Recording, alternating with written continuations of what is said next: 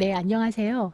이번에는 동춘과 호연제라는 주제로 이야기를 전해드리겠습니다. 대덕구에 가면 선비마을 아파트라는 곳이 있습니다. 아마 이 아파트 주변이 선비와 관련이 있다는 걸 알 수 있는데요. 선비마을 아파트가 있는 이 동네의 이름은 송촌동입니다.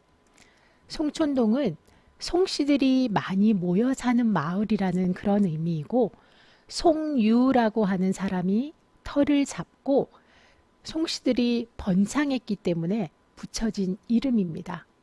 현재 그곳에는 송유의 별당이었던 쌍청당이 문화재로 지정이 되어 남아 있습니다. 송촌동으로 가는 길에 보면 송촌동이 삼강녀의 마을이다라는 표시가 있는데요. 바로 상하 송촌리 삼강녀라고 새겨져 있는 바위입니다. 송촌은 삼강이 잘 지켜진 마을이다라는 그런 의미인데, 삼강이라고 하는 것은 충, 임금과 신하의 도리, 효, 어버이와 자식의 도리, 열, 남편과 부인의 도리를 말합니다. 나라에서는 삼강을 실천하고 잘 지키기를 권장했는데요. 이것을 잘 지킨 사람들에게 상을 주었습니다. 그것이 바로 정려입니다.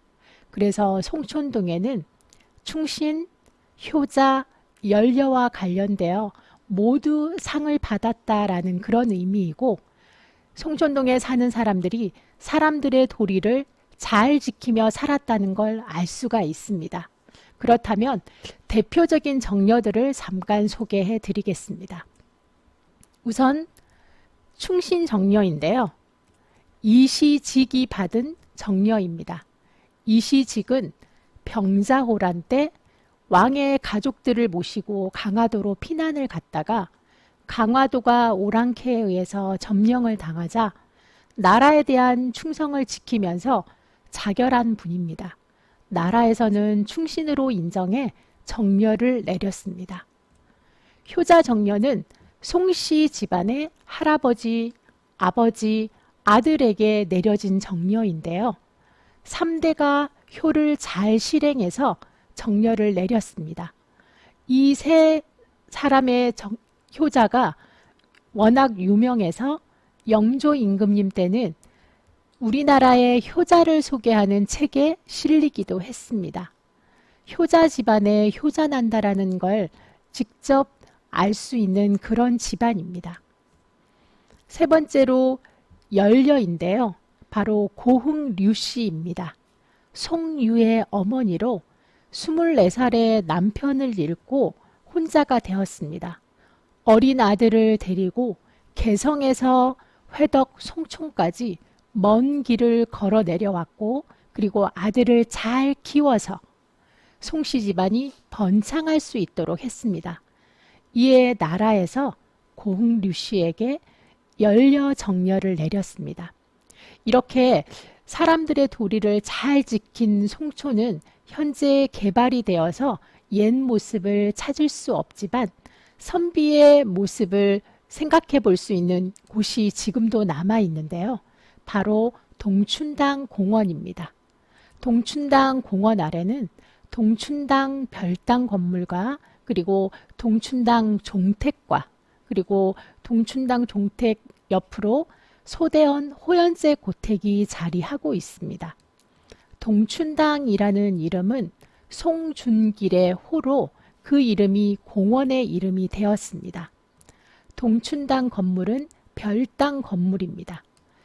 별당의 주인인 송준길은 조선시대 학자로 병조판서를 지냈습니다. 병조판서는 지금의 국방부 장관입니다. 문장과 글씨에 뛰어났고 그리고 인현왕후의 외할아버지이기도 합니다. 동춘당이라는 이름은 송준길 선생의 호에서 따온 이름인데요. 갓들동, 봄춘, 집당, 그 뜻은 늘 살아 움직이는 봄과 같아라 라는 그런 의미를 담고 있습니다. 그리고 봄은 어질 인과 통하는 말로 어진 삶을 살겠다라는 것이 이 이름 속에 담겨져 있습니다.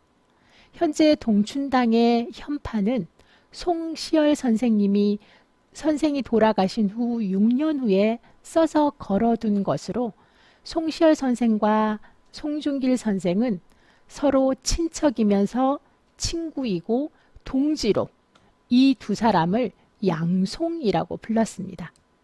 두 분 다 글씨를 아주 잘 썼는데요. 부드럽고 인자함을 나타내는 송중길 선생과 그리고 힘과 굳건함이 보이는 송시열 선생, 이 두 분의 글씨체를 양송체라고 부르기도 합니다. 계족산으로 오르는 길에 송중길 선생님의 흔적을 볼 수 있는데요. 비례함 바로 앞에는 초연물외라고 쓰여져 있는 송중길 선생님의 글씨가 있습니다. 물질로부터 벗어난다라는 그런 의미를 가지고 있는데요. 선비의 삶을 글씨로 잘 나타낸 것입니다. 비례함은 원래 송씨 집안의 아이들을 가르치는 서당이었습니다. 송씨 집안의 아이들뿐만 아니라 주변의 아이들, 그리고 다른 지역의 사람들까지 송중길에게 글을 배우기 위해서 이곳으로 모여들었습니다. 어느 해는 이곳이 너무 좁아서 확장 공사를 했다라는 그런 기록이 동춘당 송중길 선생의 일기에 나와 있습니다. 비례함 앞에는 옥류각이라고 하는 누각이 있는데요. 송중길 선생이 돌아가시고 제자들과 후손들이 선생님을 기억하기 위해서 이곳에다가 누각을 세웠습니다. 그 누각 안에는 경고문이 있습니다. 이 경고문은 송중길 선생님이 쓰신 경고문인데요. 비례함을 다시 짓고 아이들에게 보낸 경고문입니다. 내용은 여기에 놀러오는 아이들아, 벽에 글을 써서 새 집을 더럽히지 말아라 라는 경고문입니다. 예나 지금이나 아이들은 낙서하는 것을 아주 좋아했다라는 것을 알 수 있습니다. 동춘당 건물은 보물 제209호로 지정이 되어 있는데요. 이 별당 건물에서 송중길은 학문을 닫고 제자들을 가르치고 그리고 많은 사람들과 정치적인 이야기를 했던 곳입니다. 그리고 동춘당 건물 자체도 선비의 삶을 건축물로 표현한 것이어서 보물로 지정이 될 수 있었습니다. 대전에서 유일하게 건축물로서 보물로 지정이 된 곳입니다. 동춘당 건물을 정면에서 보면 왼쪽은 온돌방이 들어있고요. 오른쪽에는 마루가 있습니다. 아주 작은 건물이긴 하지만 단아한 선비의 모습을 나타내고 있으며 지붕은 한 마리 새가 날개를 펼치고 있는 그런 모습으로 아름다운 모습을 보여주고 있습니다. 동쪽은 창이 특별한데요. 아래쪽 판자로 판문을 단 부분이 아주 높게 만들어 주고 있습니다. 이것은 동쪽에 해가 뜰 때 눈이 부시지 않도록 하기 위해서 판문을 높게 만든 것입니다. 북쪽은 남쪽에 비해서 창이 작습니다. 그것은 여름에 시원한 바람이 들어오고 겨울에는 뒤쪽에서 불어오는 차가운 바람을 막기 위해서 창의 크기를 작게 한 것입니다. 서쪽은 온돌방이 있는 곳으로 방 안에 있는 온기가 새어나가지 않도록 하기 위해서 창을 작게 두었습니다. 서쪽은 무엇보다 창 아래에 있는 구멍을 잘 보시게 되는데요. 이 구멍은 연기가 빠져나가는 연기 구멍입니다. 연기 구멍은 크게 만들어야 불이 잘 붙어서 방이 따뜻할 수 있는데요. 이렇게 작게 만든 이유는 따뜻한 온돌방에서 편하게 지내는 것은 선비로서 옳지 않다라고 생각해서 이렇게 작게 연기 구멍을 냈다고 합니다. 구멍 하나에서도 선비의 자세와 삶을 느낄 수가 있습니다. 이렇게 큰 선비였던 동춘당 선생님은 언제나 인자하고 그리고 어려운 사람을 돕고 그리고 가족을 사랑하는 선비였습니다. 이렇게 동춘당 선생님을 많은 사람들에게 알리기 위해서 행사를 진행하고 있는데요. 밤에 동춘당 건물을 방문해서 동춘당 선생님의 일생을 마당극으로 보는 행사를 그동안 진행해 왔습니다. 동춘당 뒤편에는 동춘당 선생님이 살았던 살림집이 있습니다. 동춘당 종택으로 지금은 문화재로 지정이 되어 있습니다. 크지는 않지만 충청도 살림집의 모양을 잘 나타내 주고 있습니다. 종택에서 가장 중요한 공간은 사당입니다. 이곳의 사당은 건물이 두 채인데요. 하나는 4대 조상을 모신 송씨 가묘이고요. 하나는 송중길 선생님을 모신 별묘입니다. 별묘에 모셔진 위패는 불천위라고 합니다. 불천위는 4대가 지나도 위패를 옮기지 말고 대대손손 후손들에게 제사를 지내도록 나라에서 허락을 해 준 것입니다. 그만큼 나라에서도 큰 선비로 인정을 했다는 이야기입니다. 사랑채인데요. 남자들이 거주하는 공간이고 그리고 손님을 맞이하거나 공부를 했던 그런 곳입니다. 안채입니다. 안채는 살림을 하고 아이를 놓고 아이를 기르는 공간입니다. 이 안채에는 13대 종부님이 현재도 살고 있고 후손들이 살아가고 있습니다.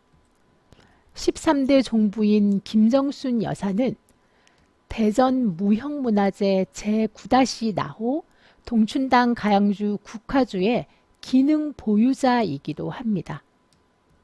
이 집에는 주식시의라고 해서 음식 조리서가 전해져 내려오고 우음제방이라고 해서 술을 만드는 방법이 기록된 책이 전해져 내려오면서 그 집안의 전통 문화를 느낄 수가 있습니다. 이 집안의 음식과 관련된 그런 문화는 현재 시민들에게 개방이 되어서 체험 행사로도 진행이 되고 있습니다. 동춘당 공원 동쪽 편에는 소대원 호연제 고택이 있는데요. 소대원과 호연제는 송중길 선생님의 증손자입니다. 소대원은 증손자의 이름이고 호연제는 증손자 며느리의 이름입니다. 대문을 들어서면 두 채의 사랑채가 존재하는데요. 소대헌은 아버지의 사랑채이고 오숙제는 아들의 사랑채입니다. 두 사랑채를 많은 사람들이 방문했다라는 걸 알 수 있고 지역 문화의 중심지 역할을 했습니다. 안채의 주인은 김호연제입니다. 김호연제는 시인으로 유명한데요.